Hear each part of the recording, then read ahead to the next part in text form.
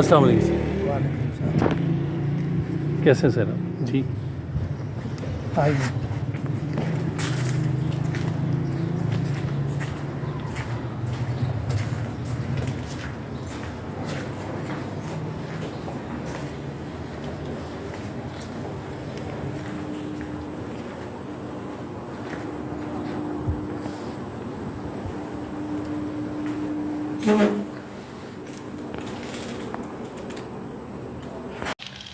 السلام علیکم. پروگرام اور سنائیں کے ساتھ میں ہوں امتیاز احمد قریشی. آج بڑی اچھی ڈسکشن ہونے والی ہے. بڑی آرٹسٹک پرسنالٹی کے ساتھ میں آج موجود ہوں. محمد فہیم جوزی صاحب. اینٹی ایجنگ کے حوالے سے آج کل ہم بہت سن رہے ہیں، بلکہ کافی عرصے سے سن رہے ہیں. اینٹی ایجنگ کے حوالے سے ان کی پریکٹس ہے. اس کے علاوہ معروف شاعر اور نقاد. گفتگو سے آپ کو اندازہ ہوگا کہ کس لیول کی گفتگو ہے. ہم کس طرح جو ہے ایک شاہکار آرٹ کے حوالے سے، ادب کے حوالے سے ڈسکس کریں گے. اور میں تعارف کیا کراؤں، ڈسکشن ہی آپ کو بتائے گی کہ جوزی صاحب کیا ہیں اور کس قسم کی ان کا لیول ہے آرٹ کے حوالے سے اور ادب کے حوالے سے. السلام علیکم. جی وعلیکم السلام. سر کیسے ہیں آپ؟ جی اللہ کا شکر. جو سب آپ کا بےحد شکریہ. آپ نے اپنے قیمتی وقت میں سے ہمیں جو ہے کچھ لمحات جو ہیں وہ عطا فرمائے اور ہمارے لیے جو ہے اتنا ٹائم نکالا. آپ کا بھی بہت شکریہ کہ آپ اتنی گرمی میں آپ تشریف لائے میرے انٹرویو کے لیے اور مجھے پروگرام میں شامل کیا. میں آپ کے گھر کے باہر آیا تو باہر جو نیم پلیٹ ہے اس پہ لکھا ہوا ہے محمد جوزی. تو آپ کا نام جو ہے اس میں مبارک جو ہے وہ فہیم جوزی ہم نے سنا. تو نہیں، میرا پورا نام ہے محمد اقبال، پیدائشی نام ہے. فہیم جوزی جو ہے وہ لٹریری نام ہے. تو اب وہ پورا نام بن گیا محمد اقبال فہیم جوزی. تو جیسے کہ ایک رواج ہے کہ فرسٹ نیم ہوتا ہے اور لاسٹ نیم ہوتا ہے، تو محمد از my first name, Josey is my last name, تو محمد جوزی لکھ دیا. اچھا جوزی صاحب مجھے یہ بتائیں جوزی کا کیا مطلب ہے، یا جوزی کے نام وجہ تسمیہ کیا ہے؟ کچھ نہیں، بس کالج میں یہ میرا نک نیم تھا. اچھا. اور عربی کا یہ نام ہے. اچھا. علامہ ابن جوزی بہت بڑے فلاسفر تھے اور اسلامک جورسپروڈنس کے حوالے سے ان کا نام بڑی عزت اور تکریم سے لیا جاتا ہے. لیکن ویسے میری کوئی ایسی نسبت نہیں ہے ان سے، بس یہ لوگوں کا دیا ہوا نام ہے مجھے، تو جو میں نے اڈاپٹ کر لیا. زبردست. اچھا یہ اس پروگرام کی توجہ سے آج یہ لوگوں کو صحیح کلیئر ہوا ہوگا کہ یہ، کیونکہ میں نے ادبی محافل میں یا آپ کے جو ہم اثر ہیں وہ آپ کو جوزی جوزی کہہ کے بڑے پیار سے بڑی محبت سے پکارتے تھے، تو ہم بھی ظاہر بات ہے ہاں یہ سمپل سا نام ہے، لیکن یہ میرا لاسٹ نیم ہے. Last name. آپ کا جو فرسٹ نیم ہے نا وہ چھپ گیا نا تھوڑا سا، کیونکہ سب آپ کو جوزی جوزی کے نام سے ہی پکارتے ہیں، تو وہ نئی نسل کو اس انداز آپ کو تو جانتے ہیں، آپ کے حوالے سے بھی جانتے ہیں، ایک معتبر حوالہ ہے اور آپ کی گفتگو سے سیکھتے بھی ہیں، لیکن نام کے حوالے سے تھوڑی کنفیوژن تھی. ہم آتے ہیں جو سب آپ کے ویسے تو ملٹی ڈائمینشنل پرسنالٹی ہیں آپ، لیکن دو بڑے حوالے، ایک تو ادب ہے، ایک اینٹی ایجنگ پریکٹس ہے آپ کی. ہم دونوں حوالے سے بات کریں گے، لیکن ضرور. مجھے سب سے پہلے آپ سے یہ پوچھنا ہے بڑی عاجزی، بڑی ادب، بڑے پیار سے، آپ کے نزدیک شاعری کیا ہے، ادب کیا ہے؟ شاعری ہو یا ادب ہو یا پینٹنگ ہو یا فلم میکنگ ہو یا فوٹوگرافی ہو، اس کی ایک ہی ڈیفینیشن ہے، دیکھیں ایک زندگی کی آبجیکٹیوٹی ہے. ایک آدمی پیدا ہوتا ہے، تعلیم حاصل کرتا ہے، کچھ رویے اختیار کر لیتا ہے، پھر ملازمت کرتا ہے، شادی کرتا ہے، بچے پیدا ہو جاتے ہیں، خاندان بنتا ہے، اسی طرح مختلف پیشے ہیں. تو یہ ایک آبجیکٹیو زندگی ہے جو کہ ایک معاشرتی زندگی ہے جس کا کہ ایک ڈسپلن ہے. اس کو ہم کہیں گے کہ یہ زندگی کی معروضیت ہے، یہ زندگی کی آبجیکٹیوٹی ہے. جو اس کے نیچے چھپی ہوئی سبجیکٹیوٹی ہے اور جس کی کہ اپنی لاجک ہے اور جس کے اپنے تقاضے ہیں، وہ زندگی کا سبجیکٹو پہلو ہے. تو آرٹ بنیادی طور پہ زندگی کی سبجیکٹیوٹی کو واہ کرتا ہے، اس کا اظہار کرتا ہے، وہاں تک پہنچتا ہے. تو آپ دیکھیں تمام آرٹ جتنے بھی ہیں وہ یہی کر رہے ہیں. تو میری نظر میں ایسا ہی ہے. بہت جامعہ تعریف کی آپ نے. مجھے یہ بتائیں جو سب کہ آپ کی براٹ اپ کہاں ہوئی، کہاں آپ پلے بڑھے، کہاں آپ کا جو کالج رہا، اور تھوڑے ہمارے ویور کو بتانا پسند کریں. ہاں، میں ساہیوال میں پیدا ہوا اور ساہیوال میں ہی میں نے BA تک تعلیم حاصل کی اور اس کے بعد میں پنجاب یونیورسٹی میں آ گیا. درست. وہاں سے میں نے MA فلسفہ کیا. سر سن اب کچھ مجھے یاد نہیں ہے. آئیڈیا. میرا خیال ہے 68-69 کا دور تھا درست. جب میں نے ماسٹر کی ڈگری حاصل کی. درست. اوکے. پھر آپ لاہور ہی رہے اور رہائش آپ کی وہیں رہی. لاہور میں پھر یہ ہوا کہ MA کرنے کے بعد کچھ عرصہ تو بے روزگاری رہی. اس کے بعد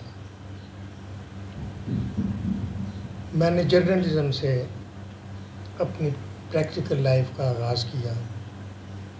تو روزنامہ آزاد میں نے 1 سال تک ملازمت کی. اس کے بعد میں ریڈیو پاکستان میں پروڈیوسر کی حیثیت سے میں آ گیا اور اس کے بعد میں نے آواز کی دنیا کا فن سیکھا. ہاں، کچھ 10 سال ریڈیو کی ملازمت کرنے کے بعد جب میں نے محسوس کیا کہ اب آواز کی دنیا کے اسرار مجھ پہ کھل چکے ہیں، اب کچھ اور کرنا چاہیے. تو پھر میں نے ریزائن کیا اور میں علامہ اقبال اوپن یونیورسٹی میں آ گیا، وہاں کا میڈیا ڈپارٹمنٹ، کیونکہ میں چاہتا تھا کہ میں ایجوکیشنل براڈ کاسٹنگ میں اسپیشلائزیشن کروں اور علاوہ ازیں میں ٹیلی ویژن کا آرٹ بھی سیکھوں. درست. تو میں نے پھر 10 سال تک علامہ اقبال اوپن یونیورسٹی میں کام کیا. جاپان جانا ہوا فلم کی میکنگ کی ٹریننگ کے لیے، کوالالمپور بھی فلم کی ٹریننگ کے لیے. جاپان میں 2 دفعہ گیا. اس کے علاوہ بھی مجھے ٹریننگ کے بے شمار مواقع حاصل ہوئے اور میں نے اس فن کے اوپر عبور حاصل کیا. جو سب فلم فلم بیسیکلی کیا ہے؟ فلم بیسیکلی مونٹاج ہے. اور یہ میں نے کسی مضمون میں بھی ایکسپلین کیا تھا کہ پہلا شاٹ یہ ہے کہ ایک ویڈو قبر کے سہارے کھڑی ہوئی آنسو بہا رہی ہے. دوسرا شاٹ ایک شخص انٹر ہوتا ہے، اس کے پاس جاتا ہے اور کہتا ہے کہ آپ غمگین نہ ہوں، عین ممکن ہے اس دنیا میں اس آدمی سے بھی اچھا کوئی شخص انتظار کر رہا ہو. کیا بات ہے جی. تیسرا شاٹ، وہ عورت کہتی ہے کہ یہ وہی تو تھا جو قبر میں ہائے لیٹا ہائے ہوا ہائے ہے. ہائے، کیا بات ہے جی. یہ اس وہی نے- تو تھا. یہ وہی تو تھا. ہاں، اس سے بہتر کیا ہو. ہاں، تو یہ 3 شاٹ سے مونٹاج بناتے ہیں ہائے ہائے. کہ جو تیسرا شاٹس ہے وہ باقی 2 شاٹس کے کو ایک ڈائلیکٹیکل شکل دے دیتا ہے. اسی طرح سے ایکچولی فلم میکنگ میں ہم ڈائلاگ کے ذریعے اور ویژولز کے ذریعے مونٹاج بناتے چلے جاتے ہیں اور آخر میں ہماری فلم ایک طویل مونٹاج بن جاتی ہے. یہ تو ہے اصل فلم کا آرٹ. لیکن ہر شخص جب اس کرائٹیرین کو مد نظر رکھتے ہوئے آگے چلتا ہے تو پھر اپنے اپنے تجربے کرتا ہے. کچھ لوگ جس حد تک بھی اچیو کر سکیں وہ اچیو کرتے ہیں. تو یہ جو معیار میں نے ابھی پیش کیا، یہ جو دنیا کا سب سے بڑا ڈائریکٹر تھا، آج بھی جسے ہم کہتے ہیں کہ وہ نمبر 1 ہے، وہ ہے ایشنسٹین، جو رشین ڈائریکٹر ہے. اس سے آگے آج تک کوئی نہیں گیا. یہ ڈسکرپشن بھی اسی کی دی ہوئی ہے. ہاں. اور ایشنسٹین کا بڑا نام ہے رشین فلم میکنگ کے اندر، اور جو اس نے کتاب بھی لکھی ہے the essence of film making, وہ بھی ایک بہت مارکۃ العارہ لٹریری ڈاکومنٹ ہے جو اس نے فلم کے اوپر تحریر کیا. اس کی اتنی عزت کی جاتی ہے کہ آج بھی جب ہم گریڈنگ کرتے ہیں تو ہم کہتے ہیں کہ پہلے نمبر پہ بھی ایشنسٹین نے اور دوسرے نمبر پہ بھی ایشنسٹین. پھر تیسرے نمبر پہ آتا ہے ہمارا بہت بڑا ڈائریکٹر چارلی چیپلن. پھر ہم اس کو تیسرے نمبر پہ کرتے ہیں. پہلے اور دوسرے نمبر پہ ہم کسی کو نہیں رکھتے. اسی طرح سے گریڈنگ چلتی چلی جاتی ہے. تو یہ ایشنسٹین کی بتایا ہوا کرائٹیرین ہے کہ فلم کیا ہے. یہ فلم ہے. سر فلم میں ہم کہاں کھڑے؟ فلم میڈیم میں ہم کہیں بھی نہیں کھڑے. ہم ڈرامے میں کہیں کھڑے؟ ہم ڈرامے میں بھی کہیں نہیں کھڑے. ہم لٹریچر میں کہیں کھڑے؟ لٹریچر میں ہم کہیں کھڑے ہیں. پاکستان میں بہت اچھا لٹریچر لکھا گیا ہے جسے دنیا کے لٹریچر کے سامنے رکھا جا سکتا ہے. لیکن فلم اور ڈرامے میں ہم اس لیے نہیں اچیو کر سکے کیونکہ جب ایک ہمارا دیکھیں فلم اور ڈرامہ ایک کمرشل آرٹ بھی ہے. یہ نہیں میں کہتا ہوں مسلسل ہی مکمل کمرشل ہے، کیونکہ اس میں پیسہ انوالو ہوتا ہے اور پھر وہ ایگزیبیشن کی جاتی ہے اور جتنا پیسہ اس پہ اسپینڈ کیا جائے اتنا کمانا مقصود ہوتا ہے. تو اس نقطہ نظر کو جب ہم سامنے رکھتے ہیں تو پھر ہمیں بہت سارے کمپرومائز نہیں میں کہوں گا، ہمیں ماڈیفیکیشنز کرنی پڑتی ہیں. ٹھیک. کہ کیا چیز اٹریکٹیو ہے، کیا چیز ویئر کو انسپائر کرے گی، دیکھنے پہ مجبور کرے گی. اس میں ایک سسپینس کا ایلیمنٹ ہے اور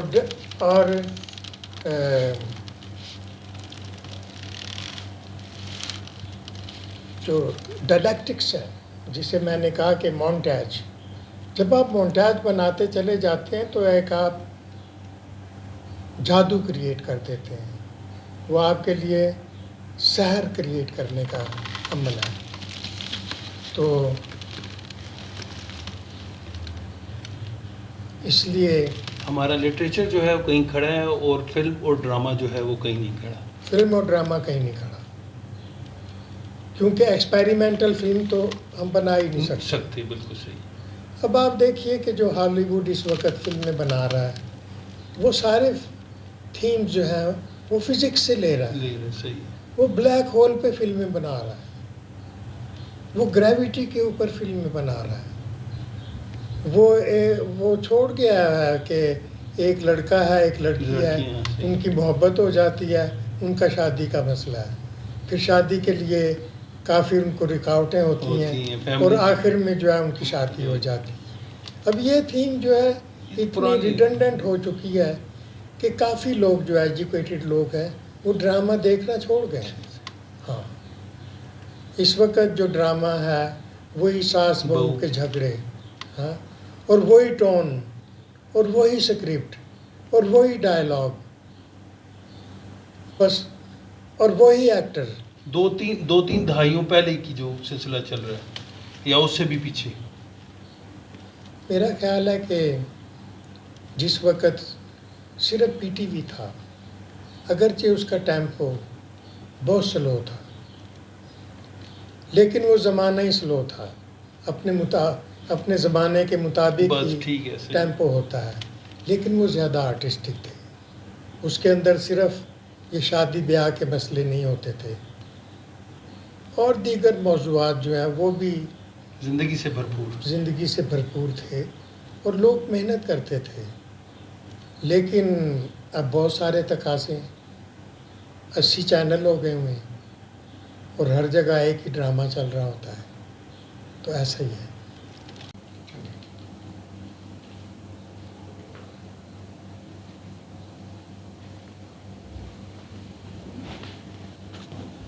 سر یہ ساری بات جو آپ نے کی ہے اس میں اسکرپٹ کہاں گیا اور ٹیکنیک کہاں گئی؟ آپ نے پی ٹی وی کے حوالے سے بات کی ہے.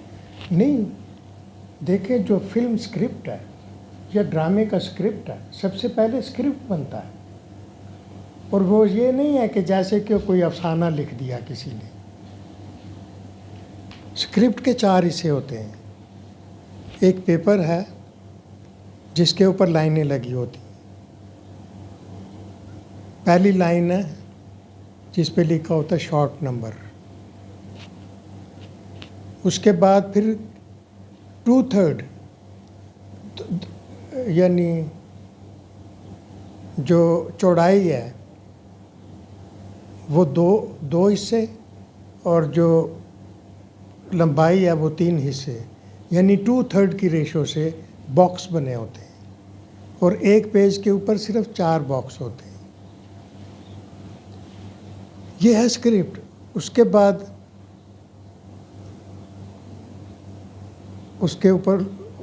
کے اوپر لکھا ہوتا ہے ویژولز ان باکسز کے اوپر.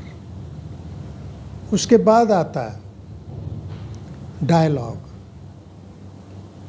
اس کے بعد آتا ہے میوزک.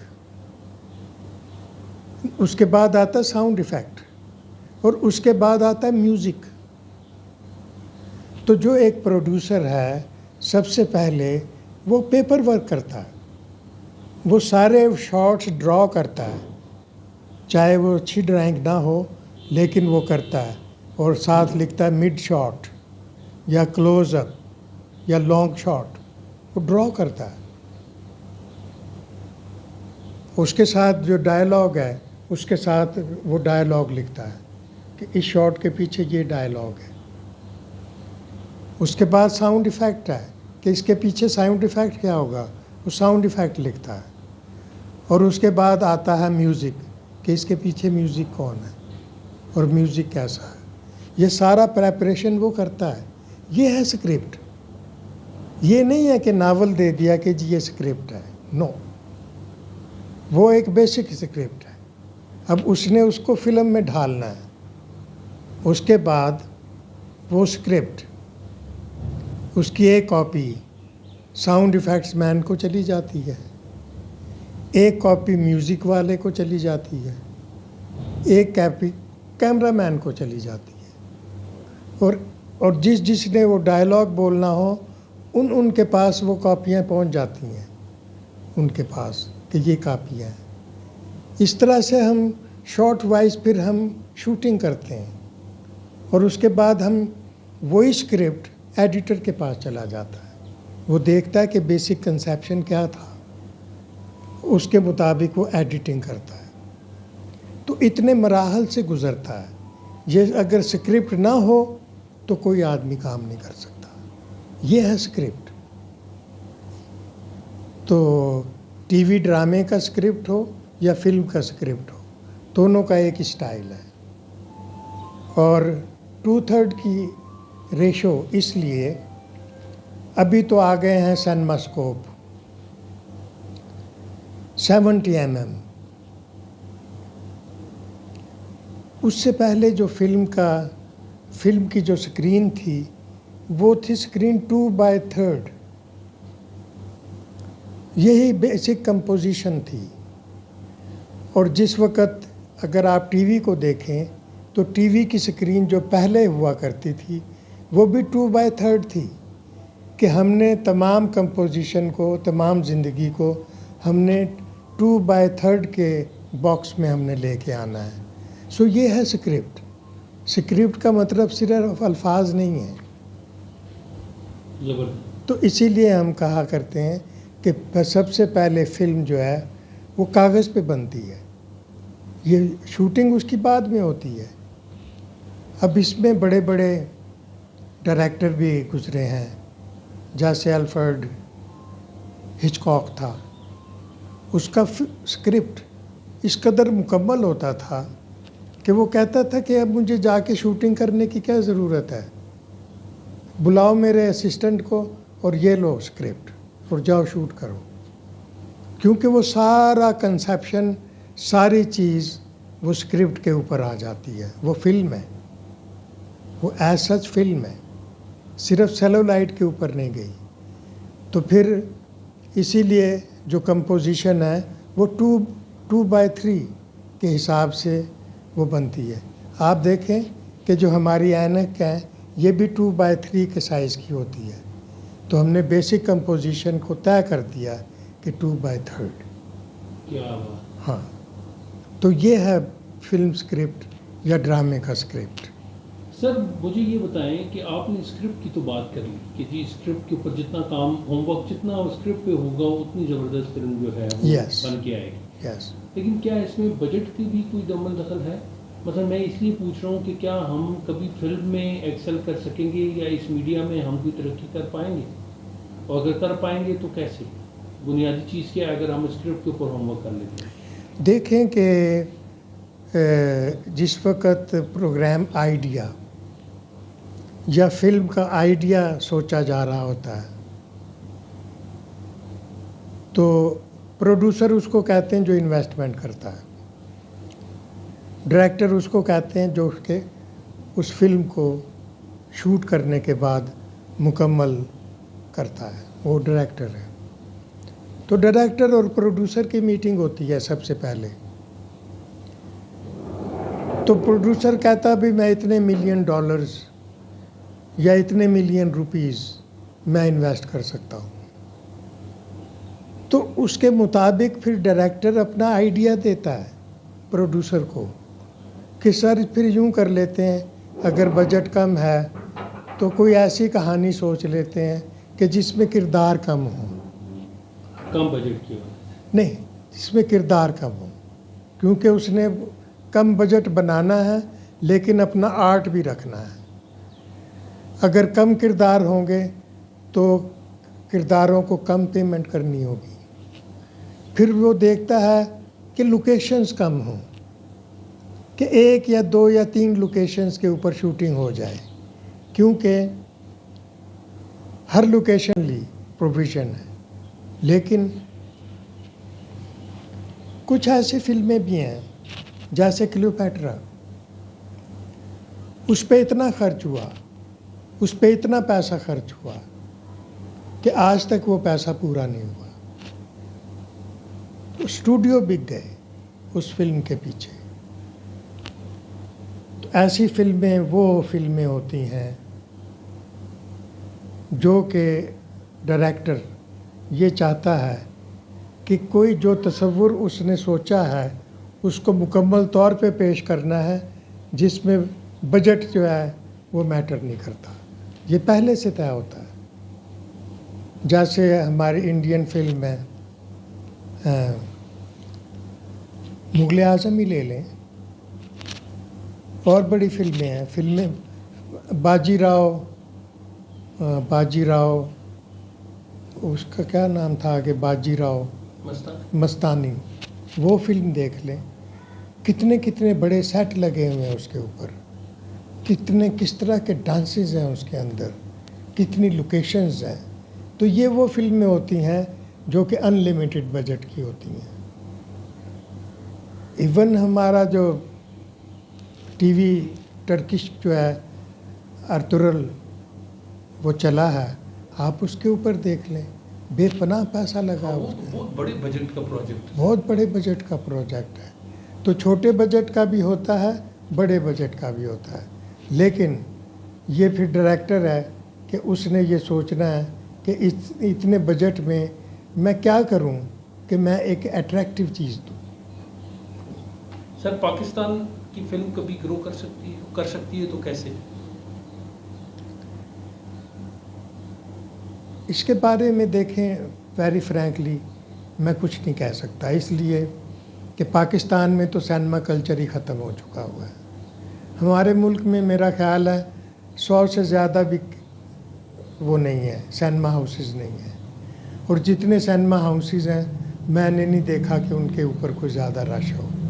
सिनेमा देखने का एक कल्चर था जो कि ख़त्म हो गया इस सोसाइटी के अंदर। अब आप खुद सोचें कि एक आदमी फिल्म बनाएगा, फ़र्ज़ करें वो उसके ऊपर 10 करोड़ रुपया लगा देता है, इससे कम पे क्या फिल्म बनेगी? पाकिस्तानी, वो भी जिसको कहना है कम बजट की फिल्म। तो जब उसको रिलीज़ करेगा तो 100 तो सिनेमे हैं टोटल, वो अपने पैसे कैसे पूरे करेगा? इसलिए वो 3-4 सीक्वेंस ले लेता है, उन्हीं को शूट करके वो कोई 10 मिलियन के अंदर वो फिल्म बना देता है, और बहुत कम फिल्में बन रही हैं। तो जिस तरह से पाकिस्तान में कल्चर का ख़ात्मा हुआ है, तो उसी तरह से फिल्म का ख़ात्मा भी हुआ है। फिल्म कल्चर कम खत्म हो गई। हाँ, मुकम्मल तौर पे ख़त्म हो गई है। सर, ये जो कल्चर और फिल्म कल्चर जो है ख़त्म होने के जो असरात हैं, या ये किस चीज़ की नवीद है? जब आर्ट का एक बहुत बड़ा मीडियम जो है वो ज़वाल पजीर हो जाए तो हमारा अखलाक ख़त्म हो जाता है। जिस मुल्क में आर्ट ख़त्म हो जाता है वहाँ ब्यूटी भी ख़त्म हो जाती है, और वहाँ पे अखलाकियात की भी तबाही हो जाती है। यानी सहन सोचना बंद कर देता है दूसरे मन। मुकम्मल तौर पे वो सिर्फ वही जो मैंने आर्ट की डेफिनेशन दी कि ज़िंदगी की जो सब्जेक्टिविटी है उसको हमने टच करना होता है। तो हमारी अखलाकियात का ताल्लुक़ तो ज़िंदगी की सब्जेक्टिविटी से है। जब हम ज़िंदगी की सब्जेक्टिविटी को ही छोड़ बैठेंगे तो हमारे पास जो ज़िंदगी गुजारने के मयारात हैं वो कहाँ रह जाएंगे? वो सोसाइटी ख़त्म हो जाती है। सर, कई लोगों का ख्याल ये है कि आर्ट से ना बलद जो है या फहम नहीं है उनको, कहते हैं यार फिल्म तो बेरारवी और फोशिज़म को फ़रोग़ देती है, तो इसमें क्यों इसको इतना प्रमोट किया जाए?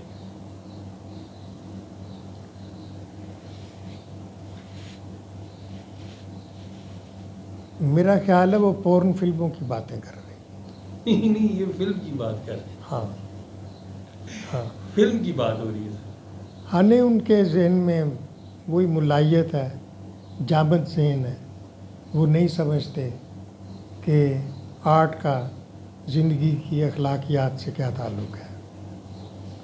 अब जब आप आज हम भी जो शेक्सपियर के ड्रामे पढ़ते हैं ان میں سے ہمیں کتنی اخلاقی قدریں ملتی ہیں. شیکسپیئر کے اکثر مصرے تو ہمارے محاورے بن چکے ہوئے ہیں. تو میں سمجھتا ہوں یہ بات گمراہ کن ہے. سر آپ نے کہا کہ پاکستانی ادب جو ہے وہ کہیں کھڑا ہے. یقیناً. کہاں کھڑا ہے سر؟ میرا خیال ہے کہ انٹرنیشنل لٹریچر کے ساتھ کھڑا ہے. یہ بات آپ وثوق سے کہہ سکتے ہیں؟ پوری یقین سے، کیونکہ میں نے انٹرنیشنل لٹریچر پڑھا ہے اور میں پڑھتا ہوں. ہاں، اور میں پڑھتا ہوں. اور جو ہمارے ناولسٹ ہیں اور جو ہمارے پوئٹ ہیں وہ بھی انٹرنیشنل لٹریچر پڑھتے ہیں اور وہ بھی اس کے معیار تک پہنچنے کی کوشش کرتے ہیں. سر کوئی نام لے سکیں گے؟ نہیں، وہ ایک تعصب ہو جائے گا. علامتی کوئی ہاں، میں نہیں سمجھتا کہ کچھ لوگ خوش ہو جائیں اور کچھ لوگ مایوس ہو جائیں. ہاں نہیں، میں کہ ہمارا ہماری نام چینل مل کی گیا. پالیسی اور پروگرام کی پالیسی بھی نہیں ہے، لیکن نئی نسل کو ہم بتائیں تو اسے یہ بہت بڑی بات کر رہے ہیں آپ. اسی لیے میں نے آپ سے وثوق مانگا دوبارہ کہ کیا آپ یہ وثوق سے کہہ رہے ہیں؟ آپ نے کہا جی بالکل میں وثوق سے کہہ رہا ہوں. ورنہ عام یہ تو بڑی پازیٹیو بات آپ کر رہے ہیں، مجھے خوشی ہوئی. لیکن نئی نسل کو ہم کیسے قائل کریں یا کیسے ایک مثال دے کے واضح کریں کہ جی ہمارا لٹریچر جو ہے بین الاقوامی سطح پر جو ہے وہ نہیں دیکھیں، آپ بین الاقوامی لٹریچر پڑھ لیں، ان کے ہاں بھی ٹریش کافی لکھا جاتا ہے. جو بیسٹ سیلرز ناولز ہیں وہ ایسے ہی ہیں کہانیاں جیسے شادی بیاہ اور یہ ہاں صحیح. پیچیدہ.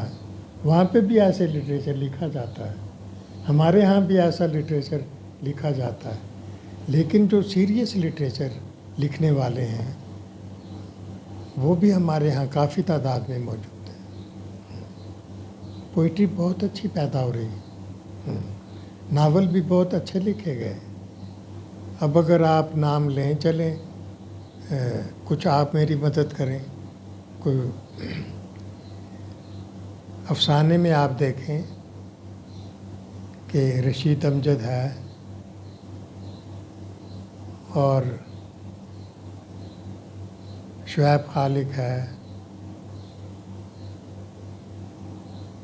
اور دیکھو نام میرے ذہن میں میں بھول رہا ہوں، میں نام بھول رہا ہوں. ہاں، مظہر الاسلام ہے. مظہر الاسلام، کیا بات ہے. مظہر الاسلام ہے. ایون انتظار حسین ہے افسانہ لکھنے والوں میں. مطلب میں چوٹی کے نام یہ گنوا رہا ہوں. ٹھیک ہے. ہاں، اداس ناول میں وہ دیکھا اداس نسلیں ہیں، اور انور سندھ رائے کا ابھی حال ہی میں ایک ناول آیا ہے، بہت خوبصورت ناول ہے، بہت پاورفل ناول ہے. انور سجاد کے افسانے ہیں. قرۃ العین حیدر، آگ کا دریا، اور اس کے باقی جو ناول ہیں وہ بڑے پاورفل ناول ہیں. آپ ان کو رکھ سکتے ہیں انٹرنیشنل معیار کے مطابق. تو افسانے اور ناول میں ہمارے ہاں کافی رائٹرز. لیکن جوزی صاحب جو آپ میں تھوڑا سا یہ کلیریفیکیشن کرنا چاہ رہا تھا کہ دیکھیں جو قرۃ العین حیدر اور ان کے ہم اثر جو ہیں وہ تو پارٹیشن سے پہلے کی جو سلسلہ ہے اس کو ہم اس نظر سے دیکھتے ہیں یا اس سیکشن میں رکھتے ہیں. میرا سوال یہ تھا کہ پارٹیشن کے بعد یعنی پاکستان بننے کے بعد ہم نے کیا کھویا کیا پایا؟ نہیں دیکھو، وہ تو ایک کنٹینیوٹی چلی آ رہی ہے. جیسے آپ نے مستنصر حسین تارڑ کا نام لے لیا، بہاؤ. ہاں میں نے کہا نا کچھ نام میرے ذہن میں نہیں آ رہے. جی جی. ہاں، کہ میں فوری طور پہ میں جی بالکل ایسے گناؤں. مستنصر حسین تارڑ بھی ہے، اس کو اگنور نہیں کیا جا سکتا. تنقید ہمارے ہاں بڑی جاندار لکھی گئی ہے. بانو قدسیہ ہو گئی، اشفاق احمد ہو گئے، اور یہ مسلسل جی ان کے بھی کافی ماسٹر پیسز موجود ہیں.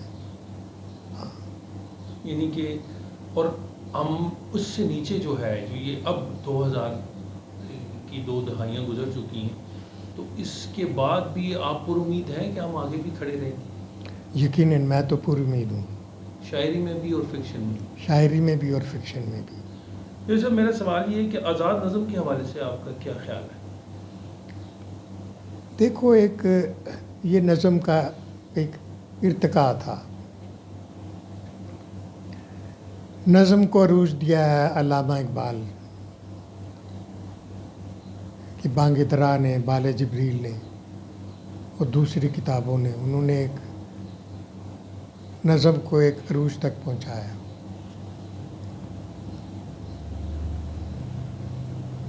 اب جو 20ویں صدی میں جنگ عظیم کے بعد ایک سبجیکٹو سینسیبلٹی پیدا ہوئی، جیسے ژان پال سارتر آیا فلسفے کے اندر، اس نے زندگی کی ایبسرڈٹی کو نمایاں کیا۔ کیمیو آیا، اس نے زندگی کی سبجیکٹیوٹی کو اور زندگی کی ایبسرڈٹی کی نشاندہی کی۔ اس کے ساتھ بے شمار پھر رائٹر آنے شروع ہو گئے، اور پھر ایگزسٹینشلزم نے ایون جو اس سے پہلے والے رائٹرز تھے ان کی بھی تعبیر نو کی، ان کو بھی ری انٹرپریٹ کیا، جیسے دوستویسکی ہے، جیسے کافکا ہے، یہ تو ایگزسٹینشلزم سے پہلے کے کردار ہیں، ان کو ایک نیا اینگل دیا۔ تو جس وقت ایک سبجیکٹیوٹی کی لہر پوری دنیا میں چلی تو اس وقت یہ جو اظہار تھا کہ جی قافیہ بھی ہو اور ردیف بھی ہو اور مصرے جو ہیں ایک مخصوص وزن میں پورے ہوں اور ان کا وزن جو ہے برابر ہو، تو یہ آبجیکٹیوٹی، یہ جو آرٹ کی آبجیکٹیوٹی تھی، یہ اس سبجیکٹیوٹی کو سہار نہیں سکتی تھی۔ تو پھر نظمیں آزاد وجود میں آئی۔ آپ دیکھیں کہاں میرا جی، کہاں علامہ اقبال، وہ پیار و محبت کی باتیں کرنے والا، وہ زندگی کی ایبسرڈیٹیز اور زندگی کی ناہمواریوں کا ایک اور انداز میں ذکر کرنے والا، پھر نون میم راشد آ گیا۔ تو اس طرح سے نظمیں آزاد پیدا ہوئی۔ جب نظم آزاد میں ایک خاص کلیے کے تحت لکھی جانے والی نظم، جیسے آپ پرانی نظموں میں دیکھیں کہ خزاں ہیں اور غربت ہے اور ردائیں ہیں اور آہیں ہیں، یہ ایک پورا سٹینزا چل رہا ہے۔ اس کے بعد ذکر آتا ہے لیکن صبح ضرور ہوگی اور ایک دن امید جگمگائے گی، یہ سب کچھ۔ تو یہ تھا رد عمل کی شاعری، عمل اور رد عمل۔ جتنی بھی نظمیں اٹھا کے دیکھ لیں وہ عمل اور رد عمل۔ تو پھر نظم نے ایک اور کروٹ لی اور پھر نثری نظم وجود میں آئی۔ اور اب آپ دیکھیں کہ اکثر لوگ نثری نظمیں لکھ رہے ہیں، بہت کم شاعر ہیں، وہ وہی شاعر ہیں جو پرانے زمانے کے تھے کہ جو کہ ردم میں لکھ رہے تھے یا عمل اور رد عمل کی شاعری کر رہے تھے۔ وہ اب سانچہ ٹوٹ چکا ہے۔ تو اب آ گئی پروز پوئٹری، یہ نظم کی آخری سطح ہے۔ اس سے آگے کوئی چانس نہیں ہے کہ کسی قسم کی تبدیلی آئے۔